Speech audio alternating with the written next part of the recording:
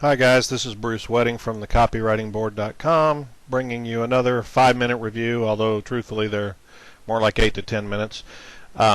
This one is for Penny Dovlin. Her site is 50ways-to-boost-your-self-esteem.com, and let's get right into it. Penny, your header is a classic example of the graphics competing for the headline. They're basically the same size font. They're above the headline. So we're going to be distracted, and we don't want people to be distracted by the headline. We want them, by the graphic, we want them to be reading the headline. I actually like your headline, but what I want you to do in this area below the headline, right here, I want you to take that and drop it down below your salutation and expand on Sally's story. This should result in 4 or 5 paragraphs of how down and out she was, and go into some details on the story. Tell a real story about how bad it was, and then how quickly it turned around, and maybe even go into a little bit of what she did to turn it around, rather than just summarizing Sally's story in 2 paragraphs. So you might ask, what goes in this section if you move that? What goes in it is everything you put right here in this section. This is your deck copy. Use this as a subhead and then bulletize these points right here. Although this one's a little long, maybe break that into 2 bullet points. But that would be in your deck copy in about the same size font. Small subhead, and then these bullet points. Bring the story down here, Sally's story, and really elaborate on the story. Okay, so going further down into your copy, I think you can do a lot better than Dear Reader. Come up with something that speaks directly to the target audience that you're referring to. And overall, your letter was really good. You, through most parts, you made good use of bucket brigade phrases, and it's fairly easy to read. The weak areas that I see in your letter, the weakest areas, are your bullets. Like, for example, right here, discover how to switch on good feelings about yourself, how to change your beliefs about yourself, and how to live your ideal life. What you have, you're essentially describing a feature, and I know it probably doesn't seem like it when we're talking about ourselves, but you need to be a lot more specific and turn this, go from a feature into a benefit. What happens to your life when you switch on good feelings about yourself? That's what you need to address in the second part of that bullet. And what happens when you change your beliefs about yourself? You need to be more like, discover how to change your beliefs about yourself so that blank happens, or so that you can finally do this or that. It's just you need to really expand on the bullets. Okay, here you're talking about turning around your life, and then you elaborate on your passion and what you've done for the last 25 years, and it results ultimately in you transform your life from this bad to this good life, and that's great, but you haven't told me, the reader, why that's important to me. You're basically trying to establish your credibility, but you're only going halfway.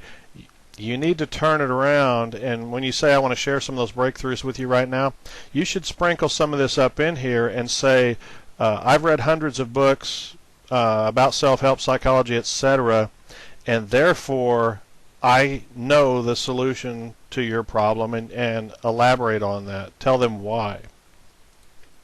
Okay, what I've got marked right here, these 3 bullets, are all negative bullets. You will, I know you say no longer, but try to disappear in a group. Be afraid to make your point, or feel inadequate or inferior. What you want to do is turn those around. So instead of saying try to disappear in a group, you'll turn it around and say, instead of no longer, you'll say you will, stand out in a group. You will raise your hand and make your point in the meeting. See how that's positive versus negative? I think you need to make those all, turn them on their head and make them positive points. Okay, I've scrolled back up a little bit to talk about, you see all the highlighted ands in there? Everywhere I've highlighted should be a period and a new sentence begin. Compound sentences don't belong in copywriting.